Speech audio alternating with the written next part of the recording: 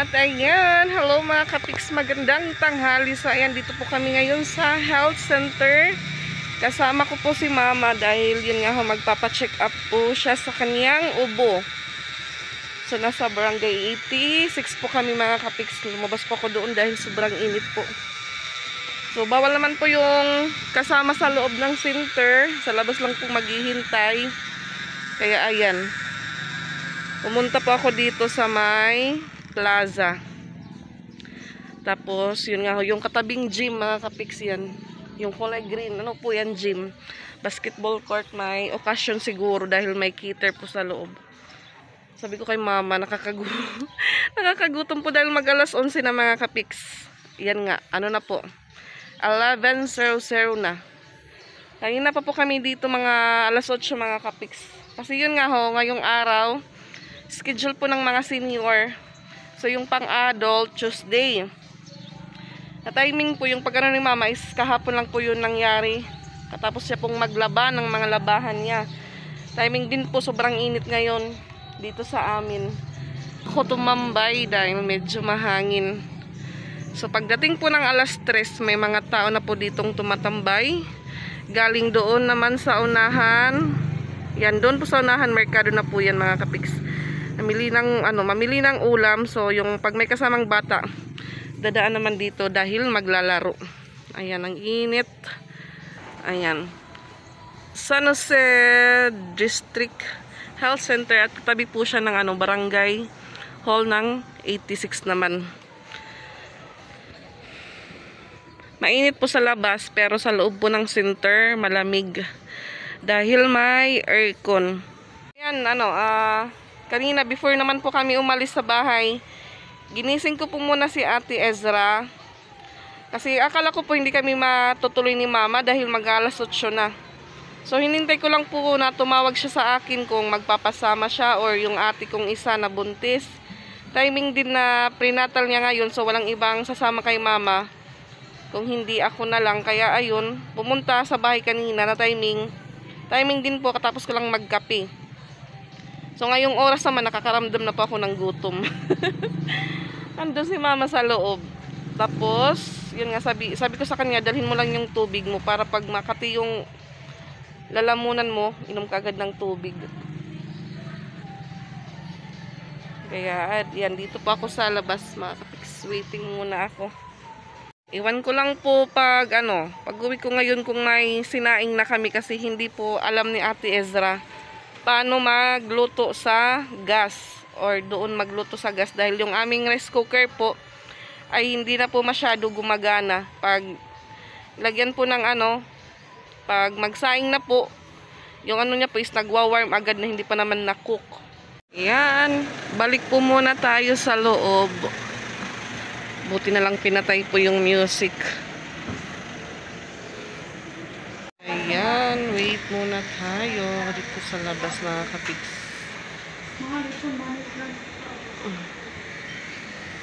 Nagpayong na si mom dahil mainit. Ayan, 11:37. So kalabas lang po ni mama doon sa health center. At ayan, may request po siya for laboratory, x-ray, and ECG. Din para sa niya din po mga kapiks sa lungs. So may free naman po siyang gamot hanggang 7 days lang. Pero kailangan din po ma-x-ray siya agad para makita kung yung nasa loob ng niya, ba't nagdudura po siya ng dugo mga kapiks.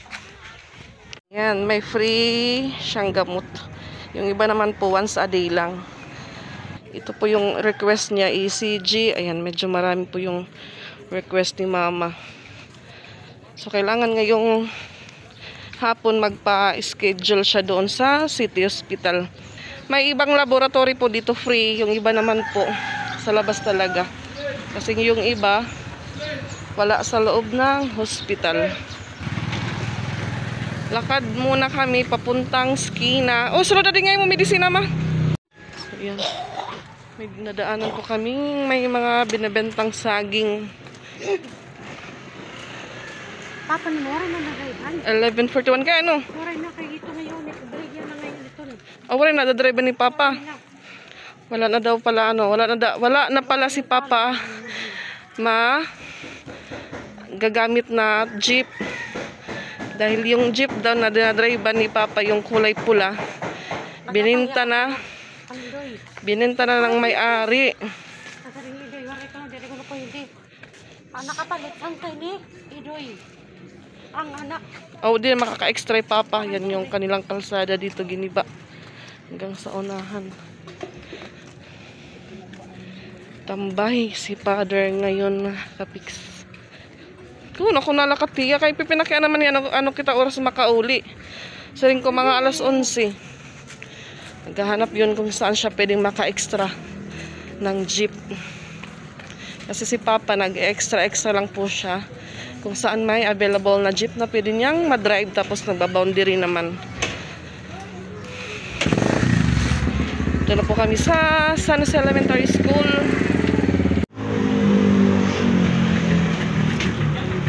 Alas 11:46 na mga kapiks, at dito si Mama bili siya ng kanyang mauulam. Ano pa sa dito po? Ha? Kay bike. Tag 15, dipindi na 12. Ako man. Pansit. Napalit pa. Munggo. Uwi na. Punta po kami mamaya sa ospital, sa City magpa-schedule. Kung maka-avail ng free laboratory mga kapiks. Masakay po kami ng e-bike. May bibingka ni Mama Pustanisla. Magiba ang aming bahay, charis.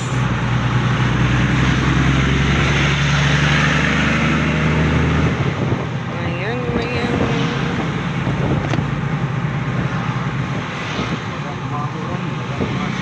Amo nga ni, baga madalumdum nga baga ma-itsirak, maululhapanit. Baga may labahan, magmamara pa.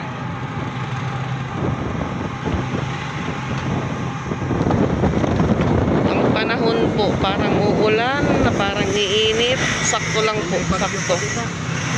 May bagyo na liwat. Dire pa nahuhumanan, mauran nga kuan. Kay duduwa tira. Yung uniform ni Ate Ezra, sa Tuesday pa daw yun pwede makuha. So, hindi po siya makakapag-school uniform on Monday. Dahil wala pa daw batunis, tapos yung lock sa palda hindi pa daw nalagay. Yan yung high school.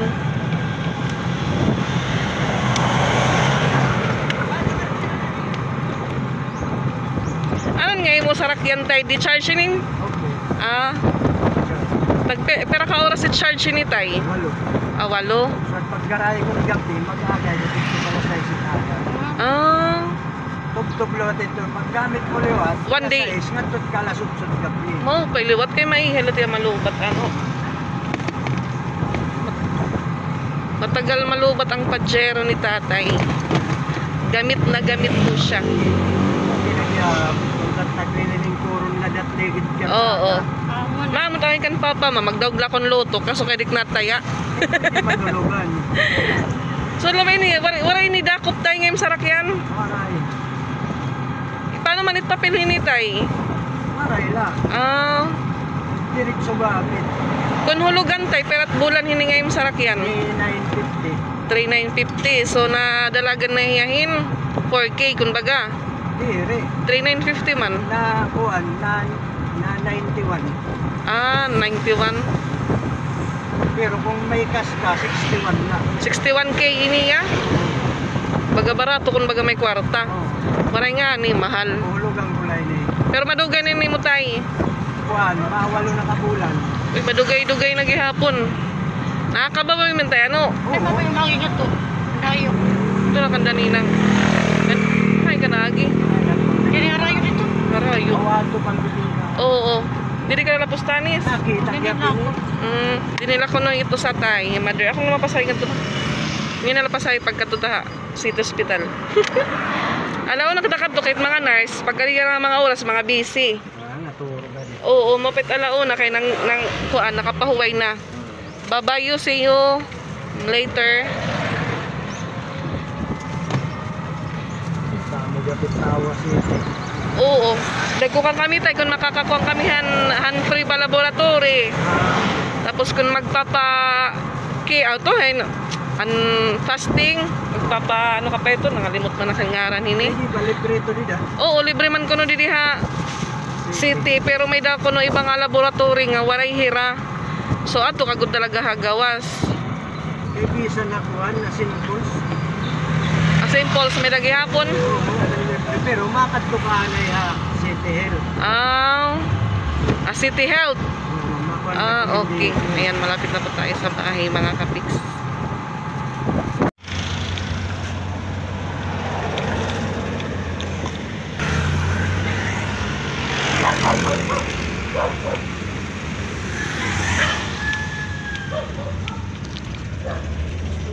Huy!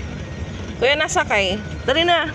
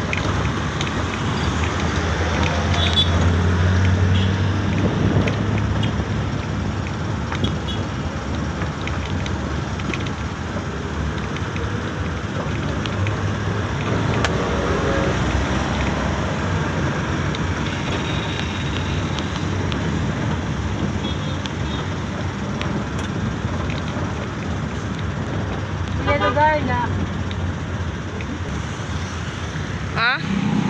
Dito na eskina. Sayang, dito na po kami sa may Coca-Cola dahil hintay po kami ng multi-cup para doon sa City Hospital. Dito po kami banda sa Jollibee mga kapiks.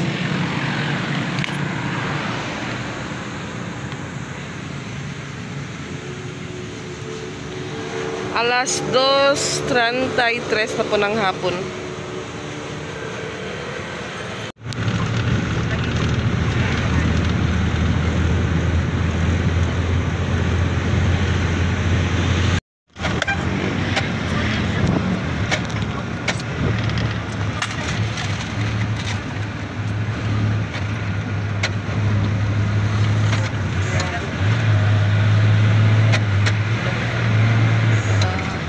Sangya. Ato kita dito malugar ha. Bawal kita din eh. Tabi lang po yung ano, Carnival sa Robinson Marasparas.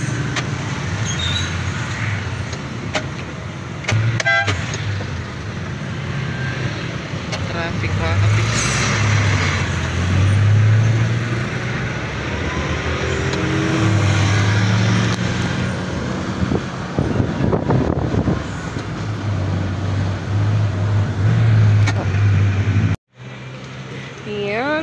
Dito na po kami sa Tacloban City Hospital mga kapiks. Mainit-init. So hindi po si mama nakapagdala ng tubig. Daan po muna kami ng Botica.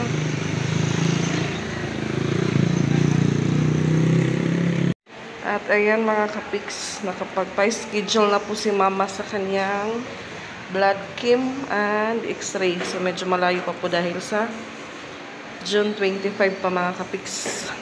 Uwi na kami ni Mama.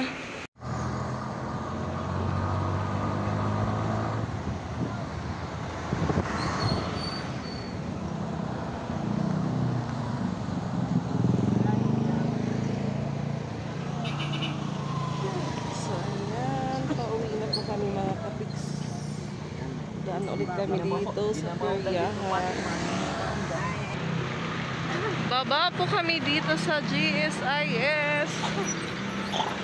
Hintay naman po kami ng jeep para sa San Jose. Hindi lang po kami nagtagal doon sa City Hospital mga kapiks. So yun nga ho, napa-schedule po si Mama kaso sobrang layo pa po, nasa June 25 pa yung schedule niya, pero yung sa thyroid niya wala daw doon sa loob ng hospital. Kasi may request din po para sa thyroid ni Mama, so wala po sa kanila. Magkakanvas pa po kami nito kung magkano yung laboratory ni Mother. Pero dati po mga kapiks, nag-canvas na po sila ng ate ko. Umabot daw ng 4K plus, ma? 4K plus yung ano niya po, ultrasound, tapos ano sa thyroid ni Mama. Iba lang po yung sa laboratory naman. Nandito na po kami sa Coca-Cola. Lakad lang kami, lakad lang.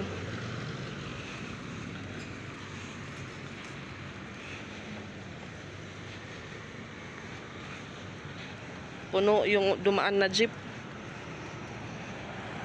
Ama ni Papa?